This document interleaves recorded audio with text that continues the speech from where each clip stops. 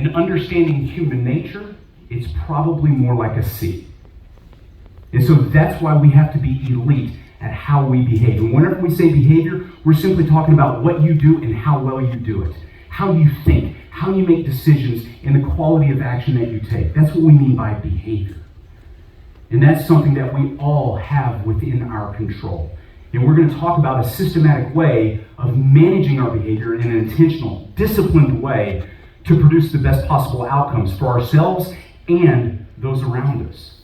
Because it's not just about you. You're responsible to a team, to a family, your loved ones. Now let's also understand this too. Behavior doesn't happen in isolation. Yes, we have individual responsibilities, but we are responsible to a team, to a family, to a culture that we're trying to create, both in this organization and also the other ones that you run and manage and are a part of. And let's look at the relationship between culture and behavior. Culture drives that behavior, but then the behavior reinforces the culture. Now this flywheel effect is constantly working within our units and within our organizations. Now this is either a good thing because we've got a clear culture that drives elite performance, and as a result, we're producing exceptional, great results. Or we've got a culture, it's kind of fuzzy, we've got a statement on the wall, but nobody really knows what to do about it. And then look at the quality of behavior that that's going to drive. It's just going to be average behavior, and then the results are just going to be average as well.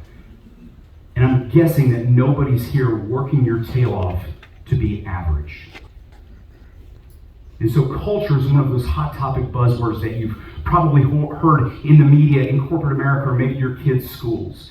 And yet so few people can clearly define what culture is. We understand it, we feel it, we can intuit it. I mean, whenever you walk into this place, you can feel what the culture's like here. But let's make sure that we put a stake in the ground and define culture for what it is, and then also what the purpose of culture is. So that way we have a clear definition. We can start to think about what is that going to be back in our teams, back in our organizations as well.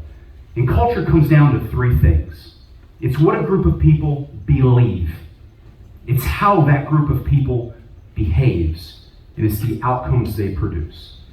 Belief drives behavior. Behavior produces outcomes and results.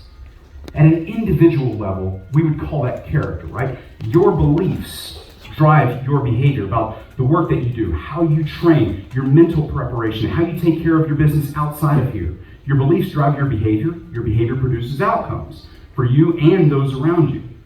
So if that's character at an individual level, it's culture at a group level. Maybe another way to think about culture would be this. The culture of the organization is the character of the organization. And so culture is what drives behavior. Nothing impacts daily execution more powerfully than culture. But let's also understand this. Where does that culture come from? And that's leadership, because nothing impacts culture more powerfully than leadership. Now, while today is going to be primarily about the behavior aspect of this, I don't want to leave this hanging out there, because while there's a lot of great theories and definitions and stories of leadership, we want to get down to what do you do and how well you do it. And with leadership, it's somebody who's going on a journey and taking people with them. That's what a leader does. They go on a journey and they take people with them. Because if you're on a journey and nobody's following, that's called personal agenda. But we want to help a group of people get from point A to point B, learn to love each other, take care of each other, and produce great things. And so that's the dynamic. If that's the journey, how do you do that? How does a leader go on that journey? Well, you have to do two things. And that is build trust with people and then achieve results with and through those people. And it's that dynamic between trust and results. Because trust without results is going to be unacceptable. You can have a team of people that loves working together, but if you're not getting the right things done, we're swinging and missing. But results without trust is going to be unsustainable. You can have a team of elite players working together, but if they can't learn to work together over the long term, trust is going to break down, communication is going to break down, silos go up, you create a miserable working environment, and you're going to bleed off talent. And so that's why it takes that dynamic of both. Trust with results. We need strong relationships and high performance standards, and don't compromise one for the other. And it's the leadership that creates the culture that people align with in order to go produce those results. And so double-clicking on culture here real quick. Imagine these are two separate organizations. Similar size, similar strategy, similar business. But one has an aligned culture where people are clear about what the standards are. The other is misaligned.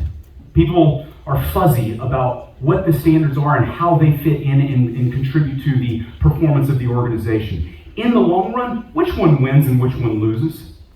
Top arrow or bottom arrow? Top arrow wins. And in that top arrow, communication is strong, trust is strong. People love the work they do, and they love the people that they work with. They adapt and adjust to change, which you guys are consistently dealing with here, especially over the last couple of years, and they produce superior results. And they also have a superior working environment as well.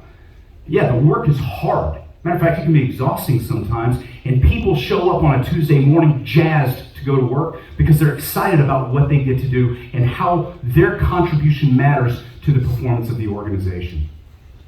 But in that bottom arrow, people are misaligned. They have their own personal agendas. They're pursuing their own goals, whether it contributes to the organization or not. Trust breaks down, communication breaks down, nobody listens, and they produce less than ideal results.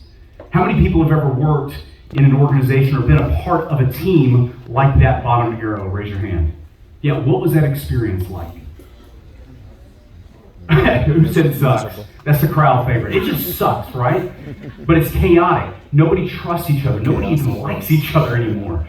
And so that's why we want to be clear about what the standards are, so that way we can align our arrows and go execute. Now that doesn't mean that this top arrow, when people are aligned, that there's zero conflict. There is no such thing as a perfect organization. And if you find it, don't join it, you'll mess it up.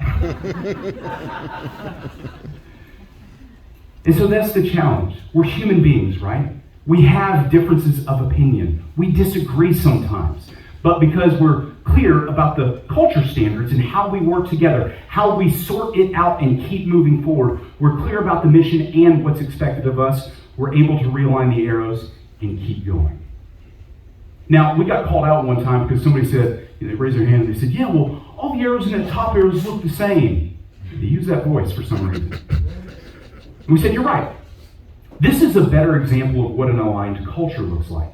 You've got all different shapes, sizes, colors, responsibilities, and reasons for being there. And despite all of those differences, because we're aligned, we're able to work through those things and keep going together. This arrow teaches us something incredibly important here, and it's amazing how clear this lesson is in an athletic type arena. Because what this arrow teaches us is you can be uniquely you, but just choose to align with us. And I look across the room and I see different genetics and different generations in here, and you guys are able to come from all different walks of life, work together, and learn and help each other get better over time. You can be uniquely you, but just choose to align with us. I don't care where you come from. I want to know, do you believe what we believe? I don't care what your role and responsibility is. I want to know, do you align with our standards? And if you do, get ready for a really great ride here. And we figured this out in athletics, right? I mean, I remember my time at Ohio State. You could take white kids from the farms of Ohio. You could take black kids from downtown Detroit. And sometimes vice versa. Wildly different circumstances and cultures and family situations that they come from. But you put them on a team, you train them up in the standards, you love them, and watch what happens on game days. They lock arms with each other and they go to war for each other because they love each other. Not because of their differences, but because there's a shared belief in a common culture and a common mission that they're all trying to work to achieve. And that's what we're trying to create within our teams and within our organizations. Be you, align with us. But in order for us to create that alignment, we have to understand what we're responsible for within our teams and our organizations. And a concept is own your 20 square feet. Now, 20 square feet is just a metaphor. Okay, imagine a 4x5 box around you, or since we have an Astros fan in the house, imagine a batter's box around you. It's an imaginary box. It's an imaginary sphere of ownership that you have. And regardless of whether it was here at PMA or whether it's in your organization or within your own franchise or within your business away from here, you have 20 square feet of the strategy and the culture. Take ownership of that. Now understand what the differences between those two are. Strategy gives us direction and plans of action. It says, here's what we want to accomplish. Culture's job is to say, here's how we're going to do it. Strategy determines direction. Culture determines effort, execution, and the engagement in the work that you do. And that all happens inside your 20 square feet. Don't advocate that. Don't become a plaything of circumstance. Take ownership of your 20 square feet, because you have 20 square feet of your team, and you also have 20 square feet of the organization. Here's the other thing too. Whenever you leave at the end of the day, you have 20 square feet of the highway when you drive. And then whenever you cross the threshold of your front door, you have 20 square feet of your home when you get home to your loved ones at the end of the day. Take ownership of your 20 square feet. Because inside your 20 square feet, you have control. Outside, you have influence and impact. Inside, control. Outside, influence and impact. And it's understandable how some people, they say, hey David, I work in a huge organization. We're thousands of people spread all across the country. My 20 square feet doesn't matter.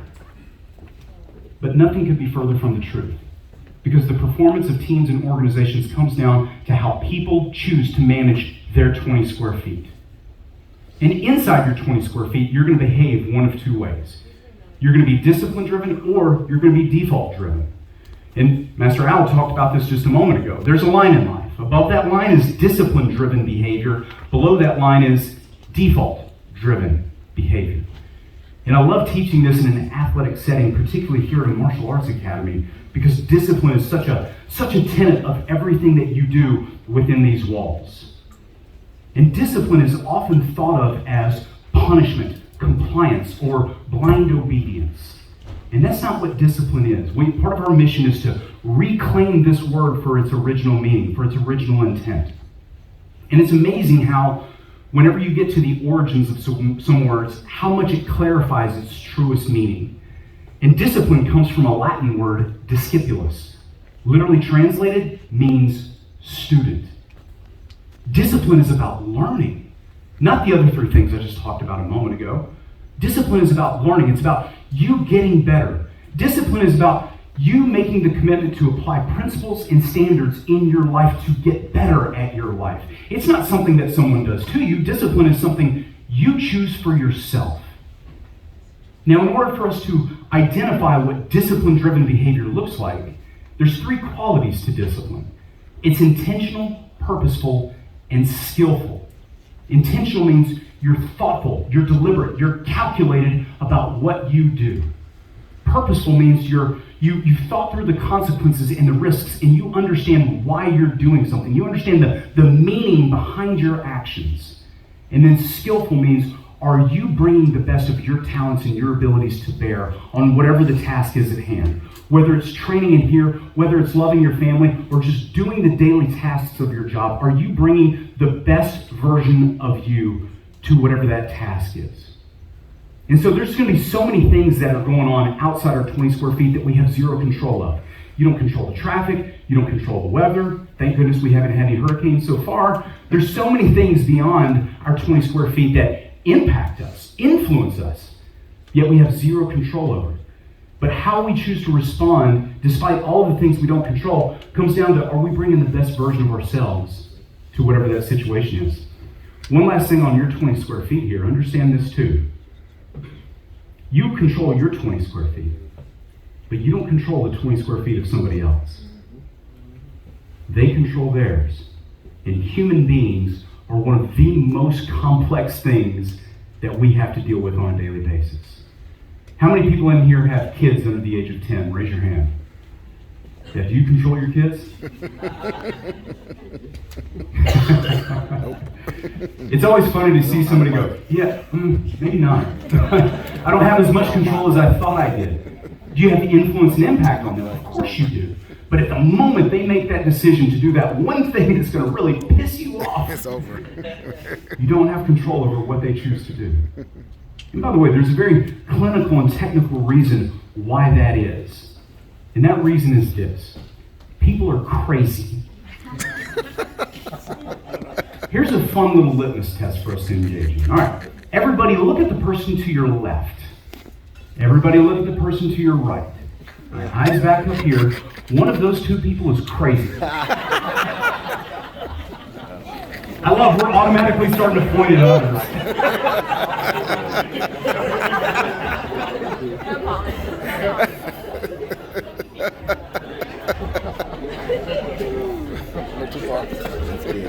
And I can appreciate the ownership by some people where they go, yeah, it's me. I'm that. And here's the other thing too. Aren't some of the craziest people not the ones at work, but the ones at home? Pretty much. And so people are crazy. And I'm sure you've gotten on the mat with some people and you're just like, what is going on with this guy? Like, we all have those experiences. And so that's why we need to bring some discipline to how we deal with all that craziness. But it begins with us, not what other people are responsible for, what we are responsible for. Now we identify discipline. On the opposite side of that line is default-driven behavior. And default is at its core just the absence of discipline. Now I want to be very clear. We're not talking about moral versus immoral, or good versus bad, or right versus wrong. What we're talking about is best version of you, lesser version of you, average version of you. And as you guys can quickly identify here, to be discipline-driven, it takes some work, effort, energy to be above that line. And we're not going to do it perfectly. We're not going to perfectly be above the line all the time. We're going to drift sometimes because default is so easy. Matter of fact, it's seductive. And so there's three qualities to default-driven behavior, and we're going to be able to identify this and start seeing this within ourselves, myself included. I'm on this journey with you guys as well. Default-driven behavior is impulsive, on autopilot, and resistant. Impulsive means you went with whatever emotion felt right at the time. Autopilot means you got caught in the grip of an old but ineffective habit that you continue to engage in because it's comfortable, as opposed to doing the work and building the discipline-driven habits that are going to help you, that are going to take you to the next level and help you be best version of yourself. And then resistance is when life and work challenges you to get better and you say no. Procrastination can be a form of resistance. Defensiveness is a form of resistance. And so in life, whenever you experience situations, challenges, events, hardships, moments of joy, are you going to be discipline-driven or are you going to be default-driven? And that is your choice. Whenever we work with athletics, particularly college football team, and since we're a couple weeks into the season, I'm kind of in Coach Dave mode right now. And we started working with USC athletics this past February. And it's incredible to see the work that they've done during the offseason to build up their team. And they still have a long way to go, but to see the progress they've made is awesome. But we started out from day one telling the team, discipline wins, default chooses, or default loses, and you get to choose. Yep. Discipline wins, default loses, and you get to choose every single day. Now today, I'm guessing that nobody woke up this morning, got out of bed, started stretching out, drinking your coffee, and you made a commitment to be average as dirt. But yet, don't we tend to drift onto that sometimes? Because default is so easy, it's comfortable, it's known.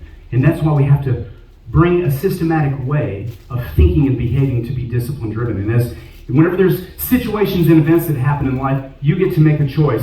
And the discipline-driven behavior is what produces the best possible outcome for ourselves and those around us. And you can't get an exceptional outcome from default-driven behavior. It doesn't work like that. And one of the things we have to do in order to eliminate default behavior from our 20 square feet, the first place to start is eliminate BCD. And I know Master Garza has taught you guys a lot about this. And BCD stands for blaming, complaining, and defending.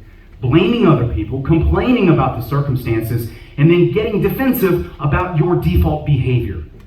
Now, the reason why we want to eliminate this from our 20 square feet is because BCD has never solved a problem, it's never achieved a goal, and it's never built and improved a relationship. And guys, that's basically what you spend all day, every day doing.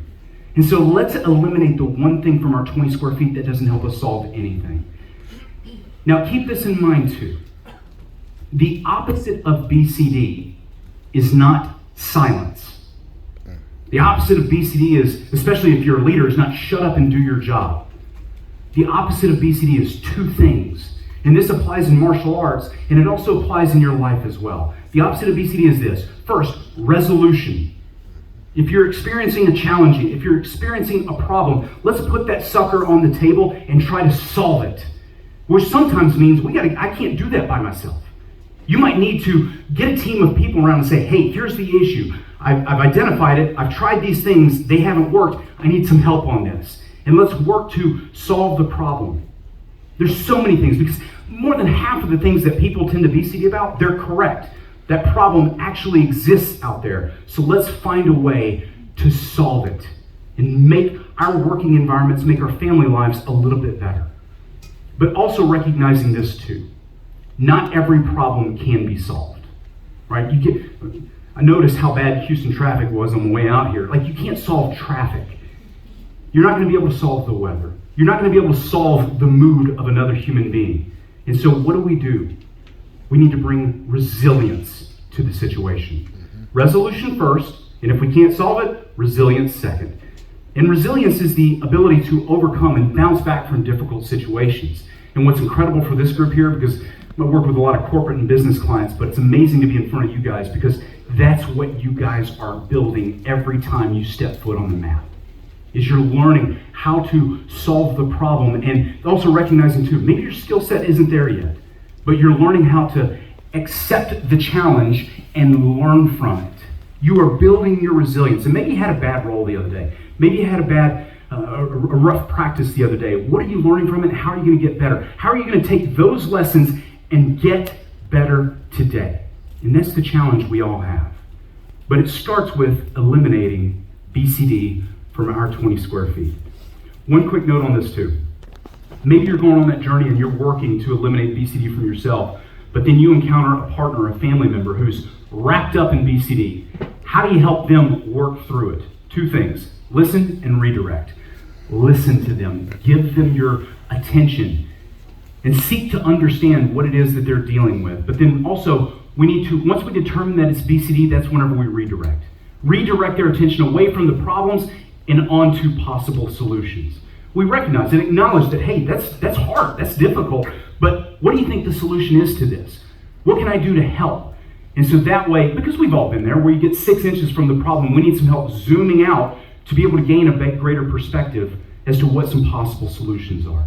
So don't just don't BCD about somebody else's BCD. Help them solve it. Help them solve it. Now, in order to go on this discipline-driven journey that we're talking about, we need a system. We need some reliable, timeless truths that we can use to help us pursue best version of ourselves.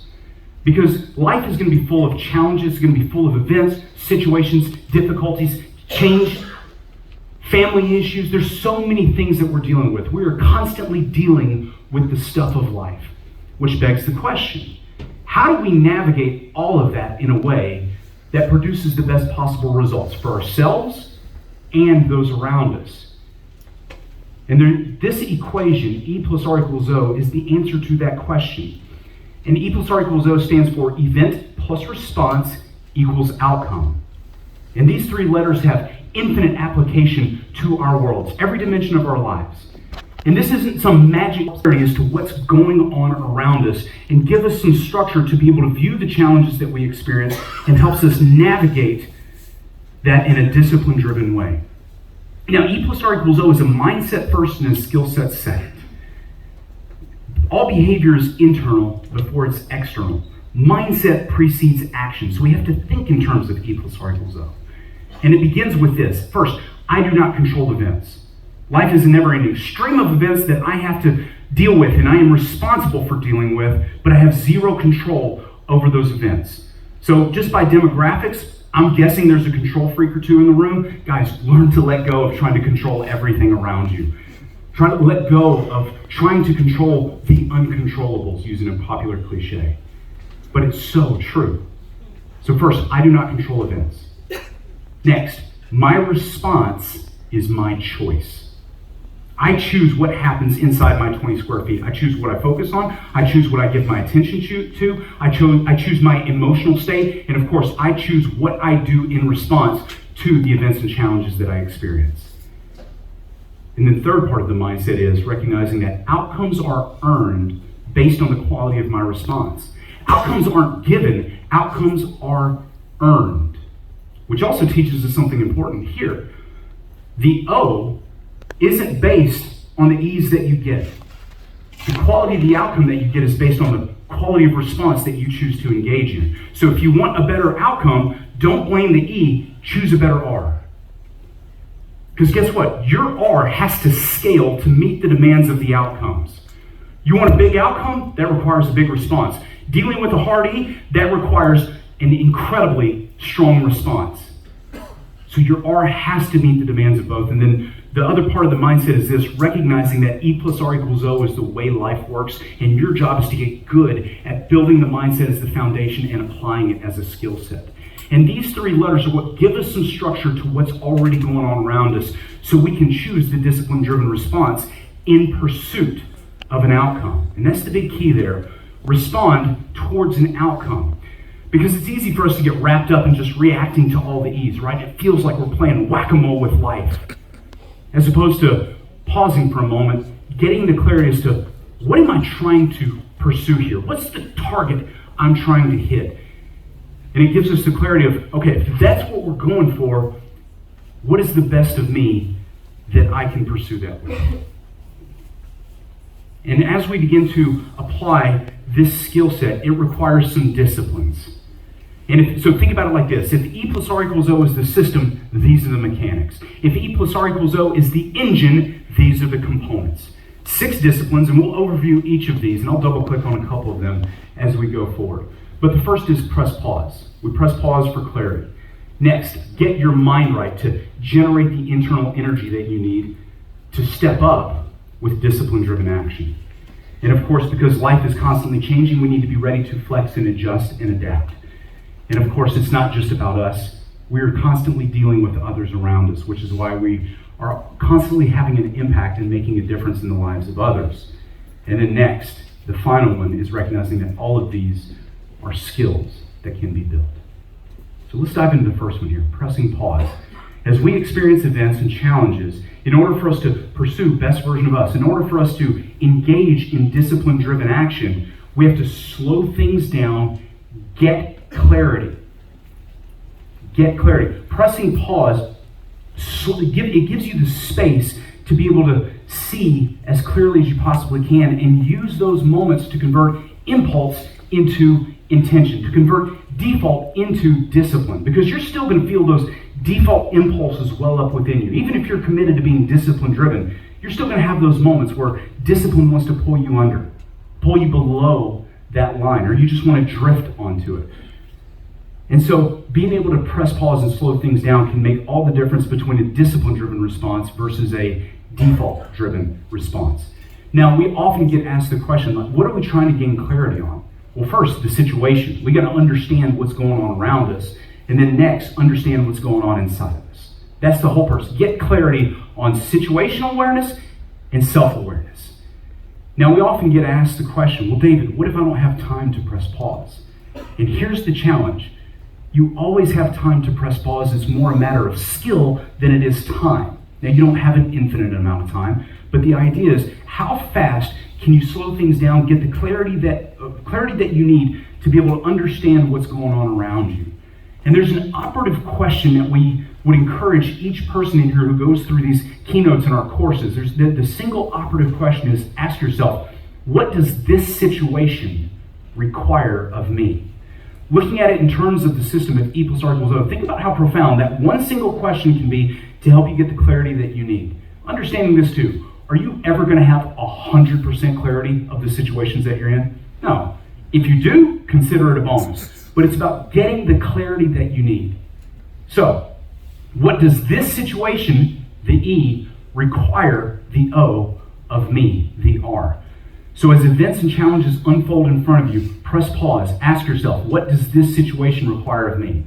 Not how do I feel about the situation, because as you guys have probably understood at this point, your feelings are not always the best reference point for what you should do. Do you always feel like showing up here and bringing that elite level of discipline? Probably not. And if we use that as the reference point, that's not the best version of us.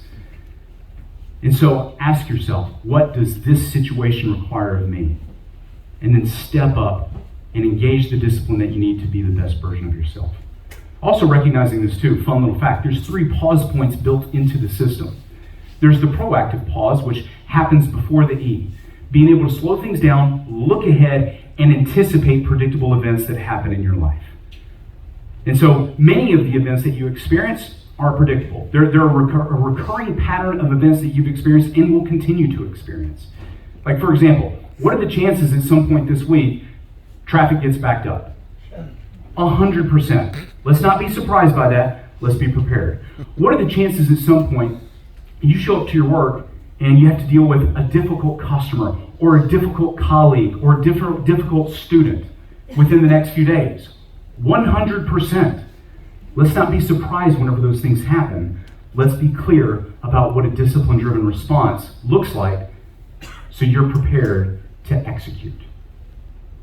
But we do all that internal work to slow things down and get clarity. So next, we can get our minds right. Now, I understand, well, there's a lot of stuff in our modern society right now around mindset and mindfulness and being present. And so many people describe it with incredible color and descriptions, but yet, let's talk about what does it take to be able to do that? What does getting your mind right actually mean? And if we can acknowledge that behavior is internal before it's external and mindset precedes action, this means create the mindset that's necessary for the action that you need to take. And it's not my job, and it's not even Master Al's job to tell you what that mindset is, because we can't tell you what that is for all of the different situations that you experience. We can teach you the fundamentals of those things, but most importantly, it's about you making the choice to create the mindset that's required for the action that you need to take. Whenever you come here and you're training, there's a certain mindset that's required of focus and diligence and effort. But maybe at the end of the day, whenever you go home and you're communicating with your loved ones, well, that requires a totally different mindset. That requires a mindset of empathy and curiosity. And so whatever the situations are, you need to be able to shift the mental gears, even at a moment's notice, to generate the mindset within you, create that internal energy to step up with discipline-driven action. Now, this is going to be one of the ones that I double-click on because that sounds great, but let's understand the mindset cycle and how it operates within us. And it begins with what you focus on. All right, neuroscience is infinitely complex. We want to distill it down to these elements so we can get our arms around it and start to bring some discipline to how we manage these elements. And it begins with what you focus on. Now, we understand, we've heard that term mental focus a lot over the course of our careers, especially over our training careers. But let me ask you guys this. If we take the brain out of it for just a moment, we're not talking about the mind. If we're talking about focus and we're talking about an external body part, what body part are we talking about? Exactly, the eyes. So let's shift that back to the brain here. Whenever we're talking about what you mentally focus on, we're talking about what do you see? How do you see the situation? What are you giving your attention to? This is the visual component of the mindset cycle, because your perception is going to shape the rest of the mindset cycle. And so how we see determines what we do. And based on how you see the situation, because you can see the exact same set of circumstances, the exact same event, but you can choose to see it through a positive and productive lens, or you can choose to see it through a negative and cynical lens. And based on how you see is going to determine how you talk to yourself about the situation. This is the verbal component of the mindset cycle. We are constantly telling ourselves a story. We are constantly using words to describe the people, the events, and the situations that we experience. Keep this in mind. This is one of the reasons why managing your self-talk in a discipline-driven way is so critical, because we structure our thoughts in words. Whenever you experience a challenge, you can either talk to yourself in a positive and productive way and say, oh, this is going to be hard, but I can get through it. Or you're going to tell yourself, this sucks. What's the easiest way I can slide by this? You get to choose the story that you tell yourself. And so we want to make sure that we're talking to ourselves in a positive and productive way that generates a mental and emotional state that drives the best version of us. And that's where feelings come into play. Your feelings is the emotional component of this cycle. This is the mental and physical energy that you experience based on how you see the situation and the story that you tell yourself. And keep this in mind too. Your feelings are often what we experience the most acutely, yet we have the least direct control of. It's going to be incredibly hard to change a feeling without affecting one of the other components first. Based on how you feel, based on your mental and physical state, is going to be a primary determining factor of the quality of the action that you take. And this is the behavioral component of the mindset cycle, which reinforces our focus, and on this cycle goes.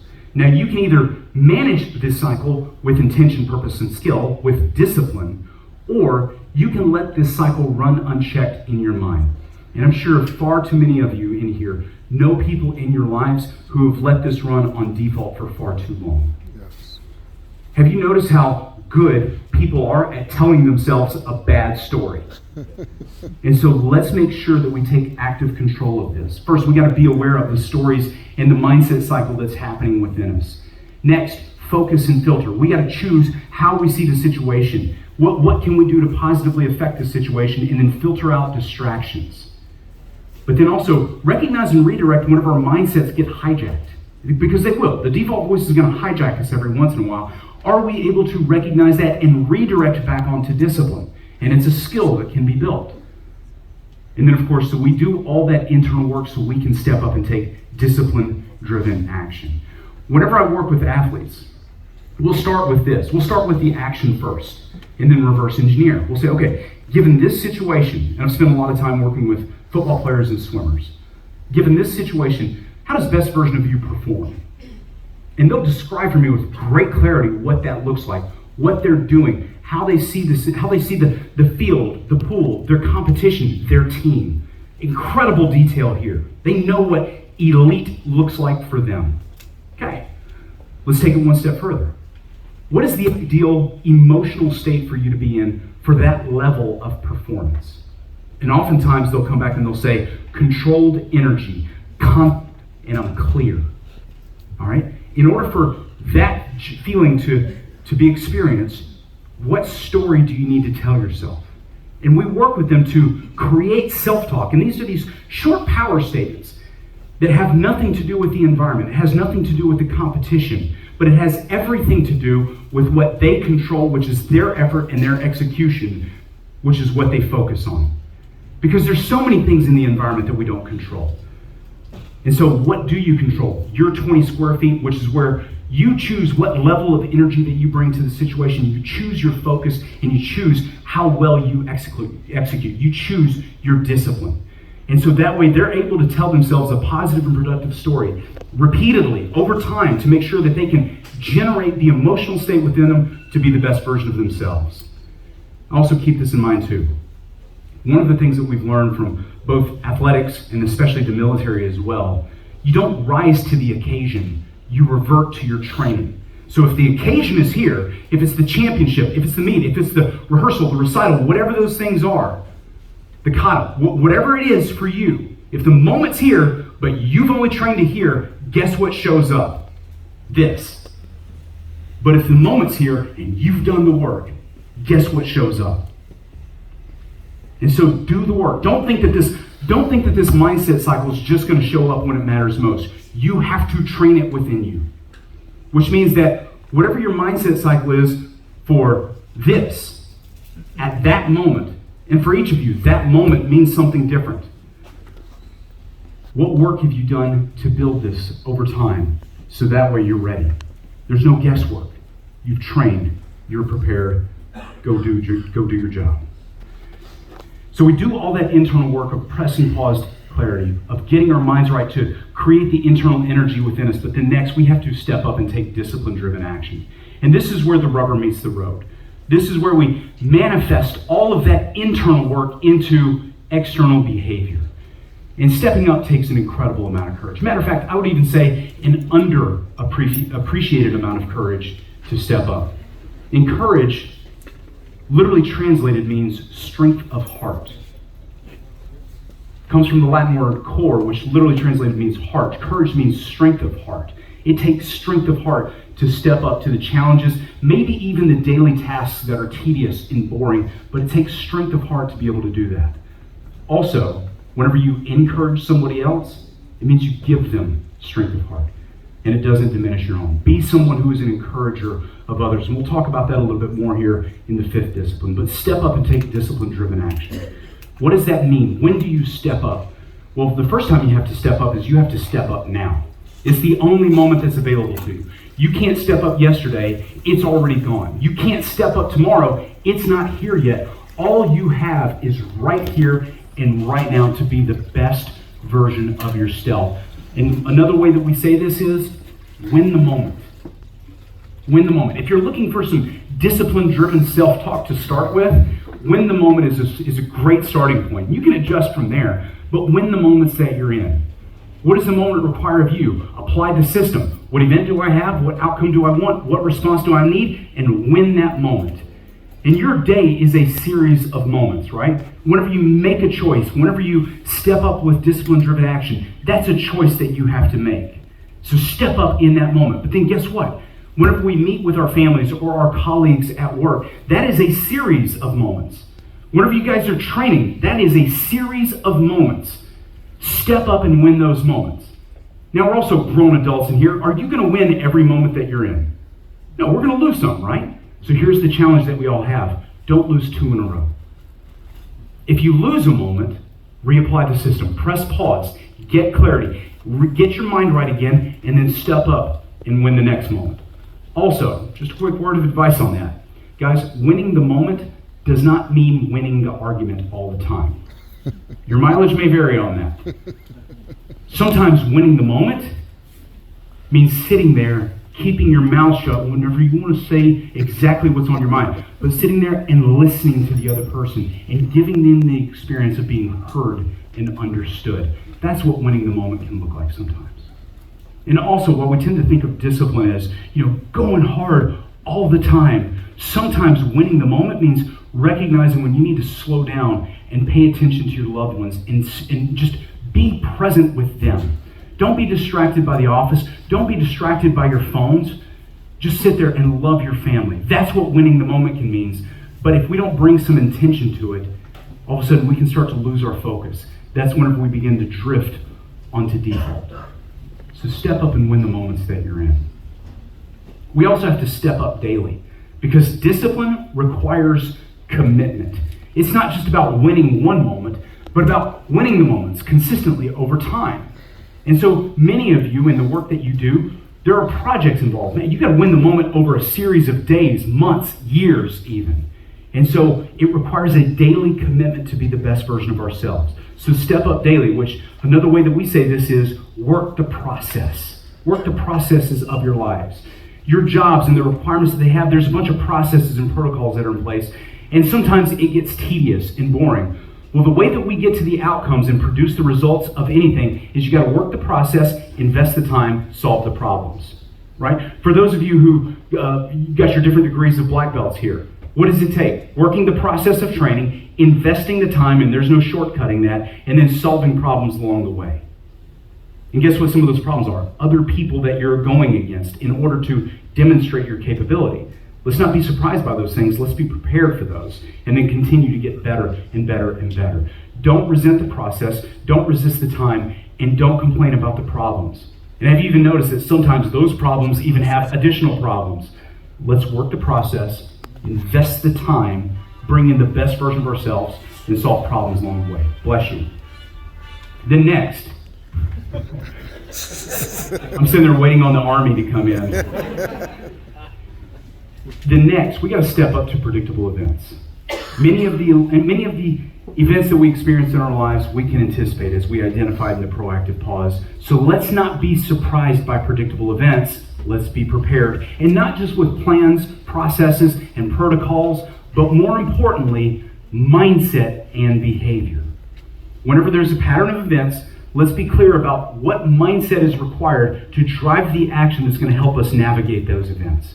And solve what you can, endure what you must along the way, but step up to the predictable events of your lives. Now, it doesn't mean that you can anticipate every event. I'm not saying that, but we're talking about the ones that you've experienced and will continue to experience. How do you do that? Use the system. Press pause. Slow things down. Look ahead. See with clarity. And be prepared for the events, for the recurring ease in your life. And then finally, you got to step up to adversity. And this is beyond just the moment. This is beyond the daily commitment. This is beyond a predictable event. This is when life gets particularly challenging for you. And as we identified earlier, we have to be resilient and learn to overcome the obstacles. It requires strength, the ability to withstand and strain to be able to get through those adversities, those moments of adversity. And I feel like the Game of Thrones tagline, winter is coming. Guess what? Adversity is coming for each and every one of us. And so what's going to determine how you navigate that adversity? It's going to be based on how you've trained for that adversity. What determines your level of training? How well did you step up and win the moments? How well did you work the processes of your life and invest the time into the training? How well did you prepare for predictable ease? And by doing so, you build your R-factor capacity to respond when life gets the most challenging. As a matter of fact, I can sum up this entire training, our entire skill set into one thing. Make your R stronger than any E that you face. Because the events are coming, right?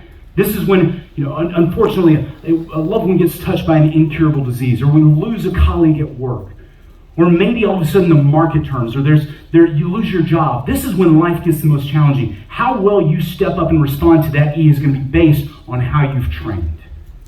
And so do the work that's required of you. Be discipline-driven. Bring some intention, purpose, and skill to how you respond to all those different challenges so you can be prepared for when life gets the hardest. And it's no surprise for each of us that life is dynamic. We're constantly dealing with change in our lives. So let's not be rigid. Let's be flexible. One of the things that we just taught in our recent workshop is if you're rigid, you're stuck. Because here's the thing. Have you guys noticed that the world doesn't deal well with people who resist change? So let's not be surprised by that. Let's get our minds right that change is a constant around us. Let's also zoom out and gain a bigger perspective here. The fact that change is still happening within your industry, within your company, within your organization is a good thing, especially if it's on the technology side. Because that means that your industry, your organization is alive and well and healthy and preparing for whatever tomorrow brings. And because if you've noticed, the industries and the organizations that aren't undergoing a lot of change right now are the ones already starting to die off. And so let's understand that the fact that change is happening to us is a good thing. It doesn't mean that it's not going to be uncomfortable at times, because it will. Change can be uncomfortable and inconvenient, but that doesn't mean that it has to be stressful for you. And so whenever change happens in your world, what do? Press pause, get your mind right, step up and adjust and adapt to whatever those changes are so you can learn as fast as you possibly can and be prepared for whatever tomorrow brings. Finally, the first four disciplines are about how we manage ourselves. Pressing pause and gaining clarity, get our minds right for energy, step up for disciplined action, adjust and adapt for flexibility. But making a difference, this fifth discipline is about how our 20 square feet impacts and influences others, because it's not just about you. It's about how you respond. The way that we sum this up is your R is an E for others. The way you respond creates events for other people. And so let's make sure we're responding in a way that creates great value, delivers a great experience for other people, whether it's your training partners here, whether it's your business colleagues at work, but most importantly, your family at home. How you manage your 20 square feet delivers an experience. Deliver a great one. How do you do that? How do people experience your 20 square feet? And it comes down to how you manage your attitude, your action, and your words. Now, those three things, it's easy to understand conceptually, but more importantly, it's about how do you align all three? Because keep this in mind too, your words only have credibility if they're in alignment with your attitude and your actions. Human beings have a sixth sense, right? We can detect whenever there's a misalignment between those three or an incongruence between those three. And that's a challenge we all have, making sure that our attitude is reflected in our actions and our words are in alignment with that. And so do the work to deliver that great experience. Also keep this in mind too. We tend to judge ourselves by our intentions. Other people judge us by how they actually experience us. And so let's make sure that we're bringing some awareness to the experience that we're delivering to others, so that way we can maximize the impact that we have on them. And then finally, the sixth and final discipline is about building skill. Each discipline that we've talked about today is a skill that can be built. Your ability to slow things down, press pause, get clarity is a skill. And the more that you practice the skill, the faster you'll get at it. And one of the things to understand whenever it comes to developing this, as human beings, our brains it doesn't process bits of information, it processes patterns. And so as we begin to learn the patterns, we're able to see that with more clarity and be able to respond to it faster, but only if we choose to build the skill. The same thing about our mindset, as we addressed earlier. You don't rise to the occasion, and you won't outperform your mindset. So train the mindset into you so that way you can be ready whenever things get the most challenging. And then stepping up, building that courage is a skill. Your courage is like a muscle. It's built. You don't get courage without going through the hard things. That's like asking for fire without a flame. It doesn't happen. You have to go through that hardship, learn from it, get the scar tissue, get better, and then continue to respond with discipline. But for each and every one of us along our journey, it's going to require us building the behavior skills necessary for the life that we want. Maybe that's your training life here. Maybe that's your work life in the organizations that you run and manage. But wherever you're at in your journey, we're going to come to a place that's called the edge. For every single one of us, there's where we currently are. There's your current level of skill, ability, talent. And talent's one of those interesting things because it was a gift given to us at birth. We had no say in the talent that we were given, but we have everything to do with the level of behavior skill that we build beyond our talent. But for each of us on your journey, wherever you're at, both in your work life, in your training life, in your home life, every single one of us has edges. Because there's where we are now, but then on the other side of that edge, there's what's possible. There's a next level for each of us. There's a better version of ourselves on the other side of that edge. And from where you are to where you want to be, there's work, there's time, there's reps, mistakes, failure, effort, energy, all of the things that we need, feedback, coaching, learning that happens. But for many people, they get to that edge, which is that line of demarcation where an average version of you quits, but a better version of you wants to continue. And it's a decision point. Are you going to make the choice to go beyond your edge, to push, to stretch, to reach, to achieve that next level of you? And it's uncomfortable at the edge. The chance of failure is always present. And so what you do and how far you go is determined by the choice that you make at the edge. And so do you want to get a breakthrough? Or do you want to just remain the same? On that side of the edge, comfort zone. On that side of the edge, who knows? But you get to go find out. And so how do we get those breakthroughs? What's the challenge that we all have? It requires 5 commitments for us to get that breakthrough. First, you have to be relentless in your focus and your effort. Relentless in your focus and your effort about building the skill you need to get a breakthrough at the edge. And what do we mean by that? Focus is what you give your mind and attention to. Effort's what you give your heart and your energy to. And so it's a relentless commitment to pursuing best version of you. And so relentless means we don't stop, we don't quit until we get that breakthrough. And it requires an incredible amount of time, study, and effort. But because we're relentless, we're going to keep going until we get the breakthrough. Next, it requires us to embrace the productive discomfort that the edge demands of us. The edge is almost a filtering mechanism. It wants to know, are you willing to do the work and embrace that discomfort to get the breakthrough? And what's part of that discomfort? It's fear. It's embarrassment. It's the mistakes that are an inevitable part of this. And it's also the training and the work that goes into it. And you guys are in a great testing ground for whether or not you're willing to get a breakthrough. Because it's uncomfortable, the work that you do here, right? It's amazing whenever you step onto this mat and you go against somebody else and you go, there's a whole nother level to this that I am not ready for. Sometimes, whenever you train in a place like this, man, it requires you to peel back the layers of your soul to figure out what you've got inside of you. And sometimes that requires you taking a hard look in the mirror going, I'm not that guy. I'm not that woman. I'm not there yet. But I can be. But only if you're willing to embrace that discomfort. And it doesn't mean just tolerate it. You embrace it as part of the process. And you lean into it a little bit. Because at some point when it gets hard, when your shoulders are stiff, when your legs are heavy, your lungs are on fire, and it feels like your heart's pumping battery acid through your veins, what do you do at the edge? Do you back off? Or do you take that one step into the darkness, into that unknown, to find out what you've got inside? Then next, use mistakes as feedback. You will not be perfect at the edge.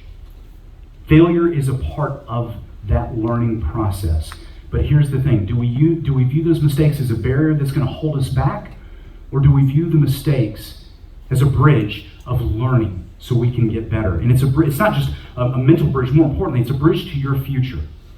And it's incredible to, whenever we teach this to high-level athletics, to see the stress just melt off of their shoulders because they've been taking the mistakes so personally for so long. But guys, use the system, E plus R equals O. The outcome is feedback about the quality of your R.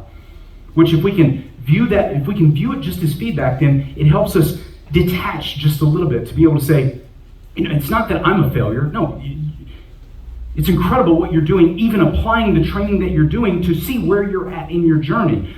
But if the outcome's not what you want, then that gives you an opportunity to elevate your response.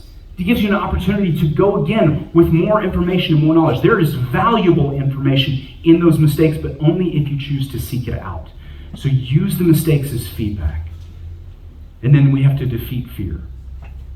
Defeat fear. We have to overcome the fear that holds us back. And so many people are afraid for different reasons whenever they get to the edge. Maybe it's embarrassment. Maybe it's being judged. Maybe it's about the scariness of the work that's required. Or sometimes just in that moment, in that event, it is a scary fact whenever you're looking at that other person. Or maybe whenever you're running a business and you see the numbers come back. That is a scary moment that we all have. Can you overcome that fear or not? And here's the challenge. How do you overcome that fear?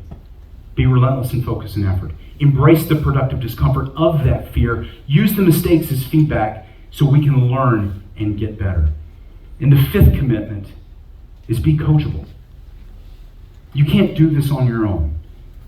It requires a willingness to receive feedback about where we're not good enough yet. And so what does it mean to be coachable? First, listen to the people who are giving you that feedback. And don't just hear them out, but it's that willingness, even when we don't want it, to listen to the noticers and truth tellers in our life that are sitting here saying, hey, I see what's best in you and you're not there yet. You're not putting out. And we listen to them, we hear them out, and then even further, we seek to understand what that means. We go further. We want to understand it a little bit deeper. And then also, recognizing this too, don't be defensive whenever we listen to that feedback, which is huge, right? Also, keep this in mind too. All feedback comes from imperfect people. I'm going to say that again. All feedback comes from imperfect people. One of the things that triggers that defensiveness in us is because we see the flaws in the other person, and we want to use that as a justification for why we shouldn't have to improve. And so recognize that, and then how do we keep that defensiveness? How do we suppress that defensiveness? Press pause. Get clarity and recognize the situation that you're in and what that person is trying to communicate to you. And then also requires an incredible amount of humility. And humility is one of those interesting words because it's often conflated with the word weakness or timidity. And guys, that is not humility at all. Matter of fact, the way that we define humility is that it's strength, but properly directed. Strength, but under control. You have the ability to lash out at the other human being. You have the capacity to BCD about all the reasons why you shouldn't have to get better. But if you can take that strength and rather than blaming the world on the outside for what you're not accomplishing or what you haven't achieved yet, take that strength and drive it inward about where you need to get better. Strength, but properly directed. And then finally, be grateful to that person. Be grateful that somebody cares enough about you to give you feedback that's going to help you get better. Thank that person. Even if you didn't want to hear it then, be grateful to that person. And guys, as we've described here, that this is a journey. And E plus R equals O is a tool. Today we just overviewed a behavioral tool set for you to use in pursuit of best version of you. Because life is going to get challenging. And if we just have quotes in our minds, who knows whether or not that behavior shows up when it matters most. But if we've got a system that's rooted in timeless truths, that's proven, that works, that you've trained on, that's how we begin to pursue best version of ourselves. Now here's the other challenge too. It's easy for us to think about a discipline-driven version of ourselves in this context, right? Like the mindset and the effort that you bring to training. And even in our working lives, whenever you're running your franchises, whenever you're running these gyms and overseeing all the managerial duties that you have, and dealing with people, dealing with customers, and even outside of these walls in your other jobs and in your working lives, it's easy for us to see us being discipline-driven in that context. But here's the challenge. Don't be so discipline-driven in your work life that all you have left over in your personal life is default for your loved ones. And that's a challenge we all have. And so, how do you bring the best version of you home to those who love you the most? Use the system. On your commute, press pause. Get clarity. Think about your workday. Evaluate. Where do you need to get better? What can you do a little differently tomorrow that's going to improve your working life and the lives of those around you? But then you have to start to shift the mental gears, right? And start getting your minds right, because you are about to step into a different environment with different people who have different needs from you. And then step up to the challenges at home by listening, engaging, playing with your kids, listening to your spouse and the issues that they're dealing with, and then also stepping up to the daily tasks and chores that your home life requires of you. E+R=O is a skill set that helps you be the best version of you at work and at home. And so welcome to the journey, guys. And I'm going to pause right here. I know I've got some time for Q&A, but please, I'll be happy to field any questions and help you guys see how these different skill sets apply to different situations. So with that, I'll open it up for Q&A.